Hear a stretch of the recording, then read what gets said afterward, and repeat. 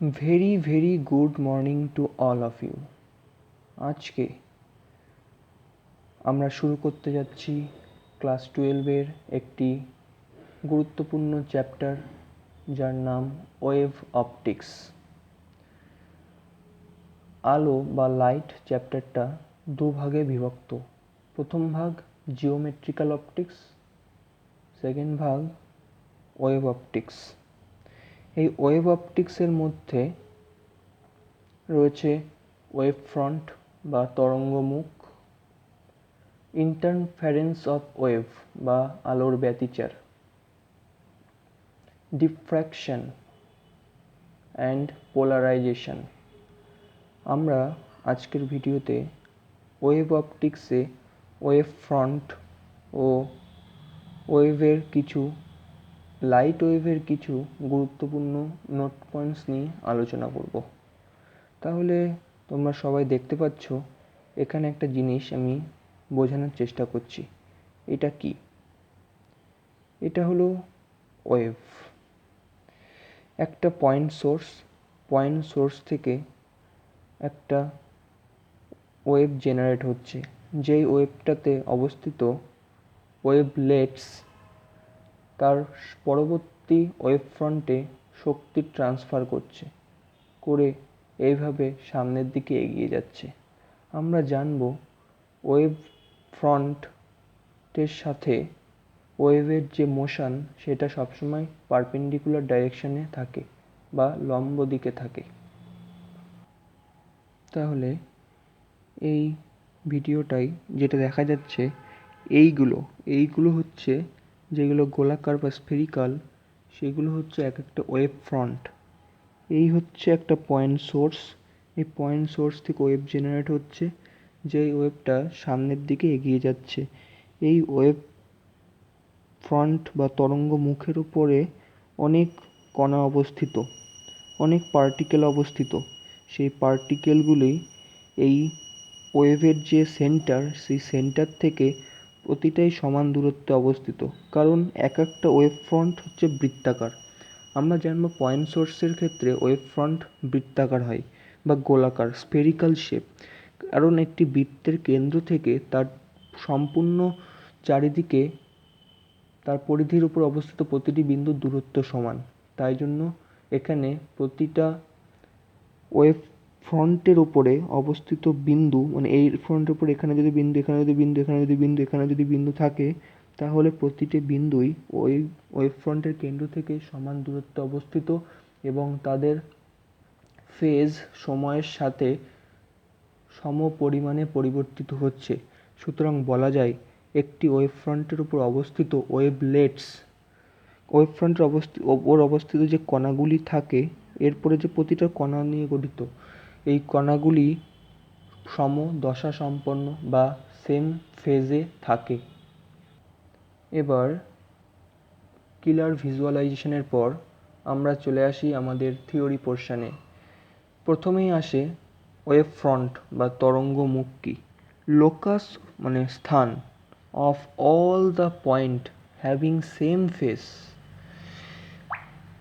Wave front হলো একটা স্থান বা একটা গঠন ফর অল পয়েন্ট, প্রতিটা পয়েন্টের জন্য হ্যাভিং সেম ফেস, কারণ ওয়েভ ফ্রন্টের উপরে অবস্থিত প্রতিটা বিন্দুই সমদশা সম্পন্ন এবং তাদের দশা সময়ের সঙ্গে সঙ্গে সম পরিমাণে পরিবর্তিত হয়। তাই বলা হয় ওয়েভ ফ্রন্টের ওপর অবস্থিত প্রতিটা কণা, যেগুলো ওয়েভলেটস নামে পরিচিত, ওয়েভলেটস, WAVELET, ওয়েভলেট, সবগুলোই সমদশা সম্পন্ন। Gap between two wave front is constant. আমরা অ্যানিমেশনে দেখলাম প্রতিটা ওয়েভ ফ্রন্টের মধ্যেই গ্যাপ সমান। মানে আমরা যদি ধরি এইটা একটা ওয়েভ ফ্রন্ট, এইটা একটা ওয়েভ ফ্রন্ট, এইটা একটা ওয়েভ ফ্রন্ট, এই প্রতিটার মধ্যবর্তী যে গ্যাপ, এই গ্যাপগুলো সর্বদা সমান এবং এর উপরে অবস্থিত যে কণা, এই কণাগুলো প্রতিটা সমদশা সম্পন্ন। এবার আসে types of wave front. Wave front কয় প্রকার?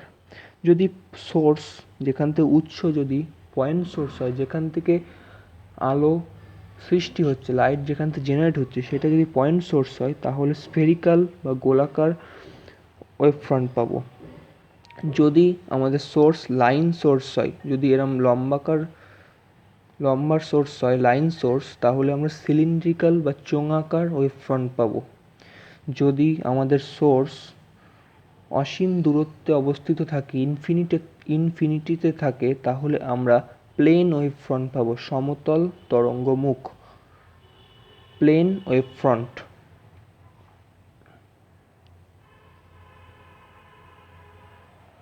এবার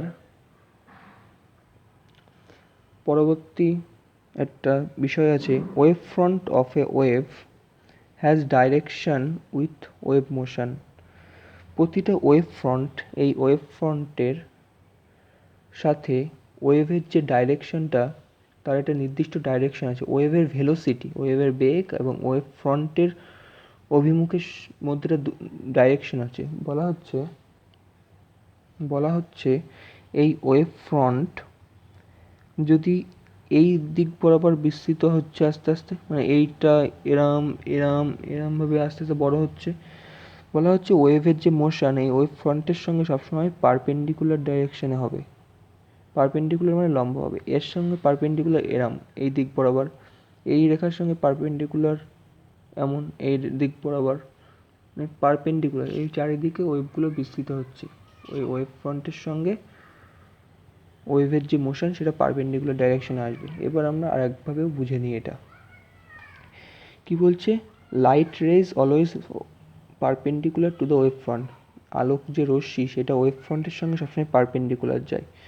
আমরা ধরলাম এই হচ্ছে একটা ওয়েভলেটস, এই ওয়েভলেটসটা ওয়েভ জেনারেট করছে। এখানে ধরলাম প্রথমে ধরলাম আলোক রশ্মি এইভাবে আসার পরে এখানে একটা কনভেক্স বা উত্তল লেন্স রাখা হলো, তারপরে আলোক রশ্মি এখানে আপতিত করলো। আলোক রশ্মিগুলো কনভার্জ করে গেল, অপসারী আলোক রশ্মিতে পরিণত হলো। এবার হচ্ছে এইটা যদি এখানে যদি পয়েন্ট সোর্স ধরি, এখানে যদি কনভার্জ করলো, মানে এখানে ফোকাস, মানে এইটা যদি আমি পয়েন্ট সোর্স ধরি, তাহলে কি হবে, এখানে যে ওয়েভ ফ্রন্টগুলো পাবো এর চারিদিকে, সেই ওয়েভ ফ্রন্টের সঙ্গে আমার যে ওয়েভলেটসের সঙ্গে যে ওয়েভ ফ্রন্টগুলো গঠিত হবে সেগুলো এমন হবে, আস্তে আস্তে ছোট ছোট বড় বড় এইভাবে ওয়েভ ফ্রন্ট গঠিত হতে থাকবে।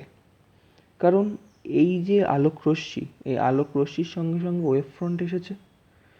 এই আলোক রশ্মির সঙ্গে বলা হচ্ছে ওয়েভ ফ্রন্ট, আলোক রশ্মির সঙ্গে ওয়েভ ফ্রন্ট সবসময় লম্বভাবে যাবে। আর আলোক রশ্মির সঙ্গে লম্বভাবে মানে ওয়েভের বেগের সঙ্গেও লম্বভাবে, কারণ আলো যেদিকে যাচ্ছে ওয়েভের বেগও সেই দিকে হচ্ছে। কারণ এই রেখাটার সঙ্গে যদি লম্বভাবে ধরি, তাহলে ওয়েভ ফ্রন্টটা যদি এইভাবেই আঁকি, তাহলে এই কোণটা, এই যে 90 ডিগ্রি কোণ আসছে, এই কোণটা, এই যে এখানেও 90 ডিগ্রি আসছে, এখানেও 90 ডিগ্রি আসছে। যদি আমি এইটা উল্টোভাবে আঁকতাম, এইটা যদি এইভাবে না দিয়ে তুমি এইভাবে দিতাম, তাহলে কিন্তু আমি 90 ডিগ্রি কোণ আনতে পারতাম না। আবার যদি আমি এই বিন্দুর ক্ষেত্রে দেখি, তাহলে এই দিকে যে ওয়েভ ফ্রন্টগুলো হবে, কারণ আলোক রশ্মি এই দিক বরাবর চলে যাচ্ছে, এখান থেকে প্রতিসরণ হয়ে আলোক রশ্মিটা এই দিকে যাচ্ছে, আর এই দিক থেকে প্রতিসরণ হয়ে আলোক রশ্মিটা এই দিকে যাচ্ছে। তাহলে এই রশ্মিটার সঙ্গে লম্বভাবে যদি ওয়েভ ফ্রন্ট আঁকতে হয়, তাহলে এইভাবেই আঁকতে হবে। তাহলে এই কোণটা 90 ডিগ্রি আসছে, এই কোণটা 90 ডিগ্রি আসছে, এই কোণটা 90 ডিগ্রি আসছে, এই কোণটা 90 ডিগ্রি আসছে।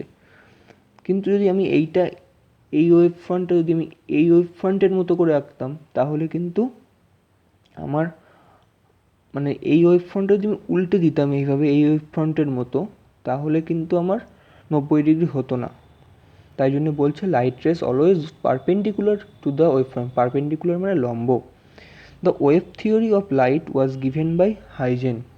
ওয়েভের যে থিওরি, এই যে লম্বভাবে যাই সবসময় ওয়েভ ফ্রন্ট লাইট রেজের সঙ্গে বা ওয়েভের ভেলোসিটির সঙ্গে, এই কথাটা বলেছিলেন বিজ্ঞানী হাইজেন,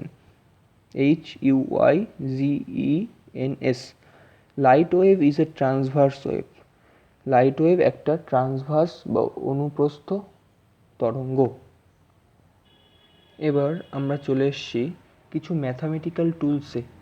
ওয়েভ যে বিষয়টা, সেই ওয়েভকে আমরা ম্যাথামেটিক্যালি কীভাবে দেখাবো, আমরা ওয়েভের ইকুয়েশান যেভাবে দেখাবো সেটা আমি একটু দেখাই। হ্যাঁ, ধরলাম y equal to a sign omega t minus k x, এইটা হচ্ছে ওয়েভের ইকুয়েশান। যে কোনো ওয়েভ বা তরঙ্গের ইকুয়েশান হচ্ছে এইটা, y equal to a sign omega t minus k x. এবার ওয়েভ এক্স ও ওয়াই অক্ষের সাথেই দেখানো হয়। এবার ওয়াই মানে হচ্ছে একটা রেফারেন্স ধরছি, যেমন কোনো সমীকরণে এক্স ওয়াই থাকে। এবার হচ্ছে এই টার্মগুলোর মানে জানতে হবে। এ ফর অ্যাম্প্লিটিউড, অ্যাম্প্লিটিউড বা তরঙ্গের বিস্তার। সাইন অফ ওমেগা, ওমেগা মানে হচ্ছে অ্যাঙ্গুলার ফ্রিকোয়েন্সি, ভালো করে শুনবে, অ্যাঙ্গুলার ফ্রিকোয়েন্সি বা কৌণিক কম্পাঙ্ক, যেটাকে ওমেগা দ্বারা দেখানো হয় এবং যার মান হচ্ছে 2π/t। টি কি? টি হচ্ছে পিরিয়ড, পর্যায়কাল, আর 2π একটা কনস্ট্যান্ট। টি হচ্ছে টাইম। কে কি? কে হচ্ছে ওয়েভ নাম্বার, যার মান 2π/ল্যামডা। ল্যামডা কি? ল্যামডা হচ্ছে ওয়েভ লেন্থ বা তরঙ্গ দৈর্ঘ্য। কে কি? কে হচ্ছে, কে বলছি সরি, এক্স। এক্স হচ্ছে আমাদের position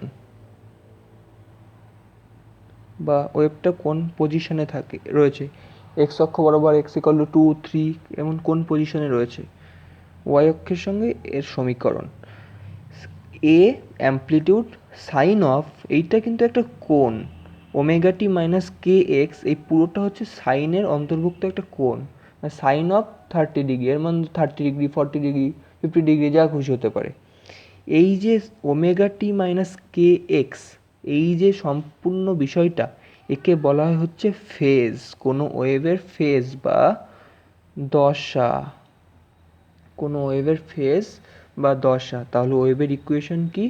Y equal to a sine omega t minus k x, যেখানে এ হচ্ছে অ্যাম্প্লিটিউড বা ওয়েভের বিস্তার, sine of omega t minus k x, omega angular frequency equal to 2π/t, যেখানে টি হচ্ছে পিরিয়ড, টাইম পিরিয়ড, টি হচ্ছে সময়।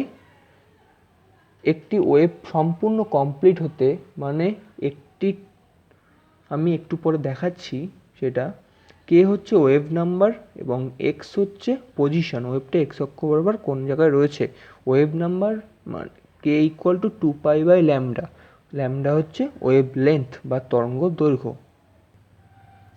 এখানে একটা ওয়েভ দেখানো হয়েছে।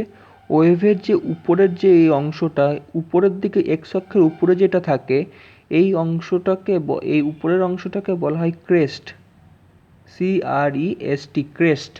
এবং এই নিচের অংশটাকে বলা হয় ট্রাফট, TROUGHT, ট্রাফট।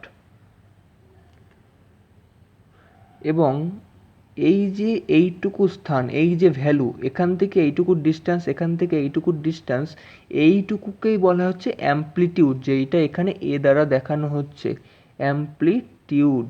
এই অ্যাম্প্লিটিউডের নির্দিষ্ট মান থাকে। একটি ক্রেস্ট থেকে পরবর্তী ক্রেস্ট অবধি যে দূরত্ব, একটি ক্রেস্ট থেকে পরবর্তী ক্রেস্ট অবধি যে দূরত্ব, তাকে বলা হচ্ছে ওয়েভ লেন্থ।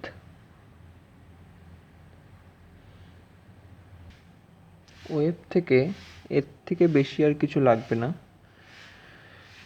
এটা হচ্ছে ওয়েভের একটা বেসিক অ্যানালিসিস। এবার আমাদের যেটা লাগবে সেটা হচ্ছে ওয়েভের মধ্যে ফেজ ডিফারেন্স আর পাথ ডিফারেন্স এবং তাদের মধ্যে সম্পর্ক। ধরলাম আমরা দুটো ওয়েভ নিয়েছি, একটা ওয়েভের equation y1 equal to a1 sine omega t minus k x, এইটুকু হচ্ছে phase. y2 equal to a2 into sine omega t minus k x plus phi. আমরা কী বের করবো? ফেজ ডিফারেন্স, মানে এই দুটোর মধ্যে ডিফারেন্স কী। এই দুটোর থেকে দেখে বোঝা যাচ্ছে এর ফেজ বেশি এর তুলনায়, তাহলে এদের ডিফারেন্স কী? ডেল্টা ফাই, ফেজ ডিফারেন্সকে ডেল্টা ফাই দিয়ে প্রকাশ করা হয়, ইকুয়াল টু এইটা মাইনাস এইটা, তাহলে omega t minus k x plus phi minus omega t plus k x. Omega t k x কেটে গেল, তাহলে ফেজ ডিফারেন্স ফাই, তাহলে delta phi equal to phi, তাহলে এখানে ফেজ ডিফারেন্স ফাই। এবার এখানে একটা কোশ্চেন নেওয়া হয়েছে, দুটো wave equation a1 sine 3 omega t, একটা y1 ইকুয়াল টু, আর একটা হচ্ছে y2 equal to a2 cos 3 omega t plus pi by 6, এইটুকু হচ্ছে এর ফেজ, এইটুকু হচ্ছে এর ফেজ। যদি এর ফেজ ধরি ফাই টু, এর ফেজ ধরি ফাই ওয়ান, তাহলে ডেল ফাই মানে phi two minus phi one কত? এবার কি হবে? এইটা সাইনে আছে, এটা কজে আছে, কিন্তু ফেজ ডিফারেন্স বের করতে গেলে আমাকে দুটোই সাইনে বা দুটোই কজ নিতে হবে। তাহলে আমি এইটাকে সাইনে কনভার্ট করব কি করে? সুতরাং a two sine pi by two plus 3 omega t plus pi by 6 লিখতে পারি, কারণ sine 90 degree plus theta cos theta হয়, সেই কারণে। সুতরাং এখান থেকে কী পাবো? A two into sine pi by two plus pi by 6 যদি আমি করি, তাহলে নিচে 6 হচ্ছে লসাগু এবং উপরে হচ্ছে 4 পাই প্লাস 3 ওমেগা টি। এবার কিন্তু আমি বিয়োগ করতে পারবো, এইটা বড় এইটা ছোট, তাহলে equal to 4 pi by 6 plus 3 omega t minus 3 omega t. 3 omega t কেটে গেল, ফেজ ডিফারেন্স 2 পাই বাই 3, এটা 2 এটা 3, ফেজ ডিফারেন্স 2 পাই বাই 3, এটা হচ্ছে অ্যান্সার। এবং এখানে আমি সাইন 90 ডিগ্রি মাইনাস থিটাও কিন্তু কস থিটা হয়, কিন্তু আমরা ফেজ ডিফারেন্সের ক্ষেত্রে সবসময় প্লাসে রাখার চেষ্টা করব যদি প্লাসে আনা যায়, এবং মাইনাসে আনার চেষ্টা করতে পারি যদি অপশান থাকবে, অপশান দেখে বুঝতে হবে। কিন্তু এক্ষেত্রে আমি প্লাসে এনে করাটাই সুবিধা বেশি, কারণ সাইন 90 ডিগ্রি প্লাস থিটা মানে কস থিটা। এবার আমরা দেখব পাথ ডিফারেন্স বা পথ পার্থক্য।